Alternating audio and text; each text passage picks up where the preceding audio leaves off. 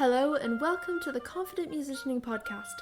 My name is Eleanor and I am a British American oboist studying at the Royal Conservatoire of Scotland, literally my dream school. And it took me a long way to get there. I applied and auditioned for 12 schools in 3 different countries.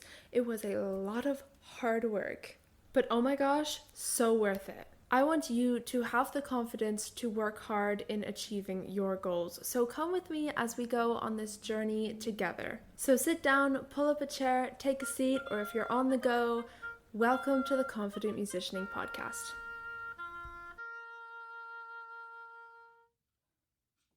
I didn't realize how important it is to have your basic rituals for auditions and performances until I kind of neglected them.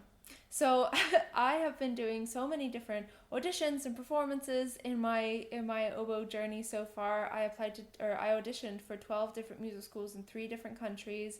That had, multiple rounds to the auditions, so that wasn't just 12 auditions, that was many more. I have done many different performances, and through these performances and auditions, through the good ones and the bad ones, I have kind of come up with rituals that I say to myself. And things that I say to myself to help me feel grounded. And I was doing these things, and then when a few months ago, I got really, really nervous for my midterm technical exam at my conservatoire. And without realizing it, I kind of just stopped doing the basics of preparing for an audition or preparing for an exam in terms of the things that I say to myself, giving myself space, letting myself rest. I just practiced. And then when I got to the exam, I didn't feel grounded at all. I felt tired because I had been practicing so much for it, and it kind of fell apart and I failed it. So and after that exam, I was like, hang on, I didn't realize just how important these things that I say to myself are. And so I have a resit. I'm really excited about it. I have a resit in a few weeks. I'm really looking forward to it, and I'm really looking forward to grounding myself and really feeling ready for it in my being rather than just in my oboe playing. And I also have a final recital coming up, so I'm going to be using these things that I say to myself as well. And I think that this is really important to share with you as well, because these things that I say to myself are really grounding, they're really helpful, and I want to share them with you. So let's dive right in. The first thing that I say to myself is, it's a bit of a mindset shift. So every world-class musician was nervous for their audition, performance, exam, etc. You are no different. And I like to think about this. So let's do a little practice thing together. We're going to do a little exercise. Think about your favorite musician in the whole wide world. They could be a classical musician, they could be maybe a different genre of musician. Think about that musician. Now think about the fact that they were nervous for their first ever performance. They were nervous for their second performance. They were probably nervous for their most recent performance. They were nervous for their auditions, right? And you are no different. And for me, that really helps me because it not only makes me feel grounded, but it also helps me to realize that I could go that far. Do you know what I mean? The fact that I am nervous for this audition does not negate the possibility of me going far in music, right? And it really helps me. So just thinking about your favorite musician, and then think about their younger selves. Imagine them your age and nervous for whatever you're about to do in music. And that really helps me because I'm like, oh yeah, they're human too. And they got that far, even though they were nervous, which means that I can do that as well. And it really helps me feel grounded. So whoever your favorite musician is in the whole wide world, they could be a classical musician like Albrecht Meyer, Hilary Hahn, Angela Gheorghiu. I'm just thinking of cool musicians that I like. And then they could also be maybe pop musicians. Taylor Swift, right? Taylor Swift was probably nervous for her first ever performance that she ever did. Maybe the second one, the third one, the fourth one, the 60th one, So it's really, really helpful to think about that. Your favorite musician was nervous for whatever you're about to do. The next thing is kind of a similar idea, and this is a newer thing, but nerves don't take away from what you can do. everything that in the history of the earth that was like important, there was nerves involved. Okay, if you think of like, I don't know, the famous speeches of the world that people have given, the TED Talks of the world, the like, I don't know, like the like going to the moon, you know, people were nervous for that. Does that negate the absolutely amazingness of it? Did it stop it? Did those nerves stop these things? No, they didn't, because the people involved, like the fact, like the nerves did not negate the people involved like abilities to do these things. And that's the same with you. So your nerves, whatever you're feeling, doesn't actually take away from the fact that you know you can do this. You know, you've practiced it. Maybe you've done mock auditions or mock performances. Maybe you've just like played, you know, for your family. Maybe you've played for stuffed toys, whoever you've played for. And you know that you can do this. And yes, you're nervous, but nerves just show that you care. They don't take away from your ability. Think about it like they're just added on. Think about like your ability is a cake, right?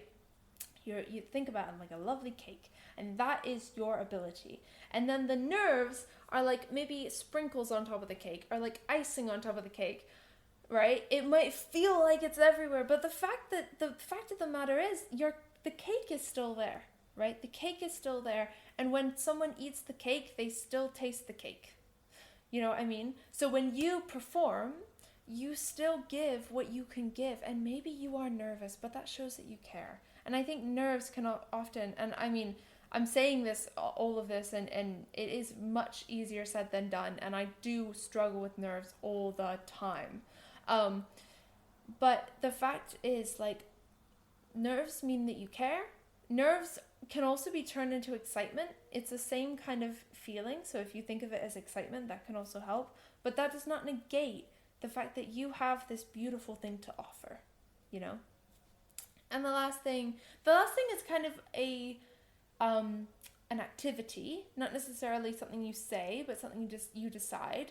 But it is creating a personal goal for yourself in this endeavor. So maybe the audition is to get into an orchestra or a youth orchestra, and that is obviously the goal. You want into the orchestra, but you can create a personal goal for yourself. So maybe something that you've been struggling with is performance anxiety, and the personal goal you want is to play your very best despite the anxiety you might feel. And, you know, that's the goal that you focus on, not necessarily the getting in bit, because that's not your choice to make, whether you get into the orchestra or you get into the program or whatever it is. That is the person who is assessing you. That's their choice. Or maybe if you pass the exam, that is not your decision to make, whether you pass or you fail or whatever, you know, you're doing. The person who is grading you or who is assessing you or listening to you, that is their responsibility. So take that off, right? Take that responsibility off, because it's not yours. Your responsibility is to play the best you can, and creating a personal goal for yourself can be really helpful for that. So past personal goals for me, for instance, I have recently switched from the American style of playing to the European style of oboe playing, and I did an audition. It was like my very first audition with the new style, and my personal goal was to just play to the best of my ability in this new style, and to kind of show that I can, right? Because I was at that point where I was like, oh my gosh, I can actually do this because I am switching styles, and the style is completely different, like everything's different. So I was like really excited that I could do it. And then, you know, the next audition, maybe I was focusing a bit more on my tone, because, you know, the embouchure is different, the breathing's different, so my tone had changed. So focusing on really getting a lovely tone. And maybe that is my goal in the audition. And other people are like, you know, the people who are watching me are thinking, okay, do we want her in the orchestra, or do we want her to do this or that, the other? But my goal is, I'm going to show you this tone that I've really been working on.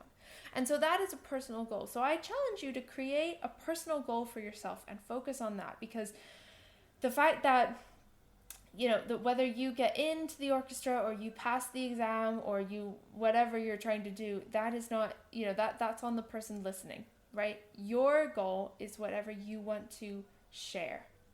And that is something that you can focus on. Now, on the idea of audition prep and all of these things like audition prep, exam prep, performance prep, whatever you're doing, a great thing to help with that and also to help kind of work through the performance anxiety is to plan your practice.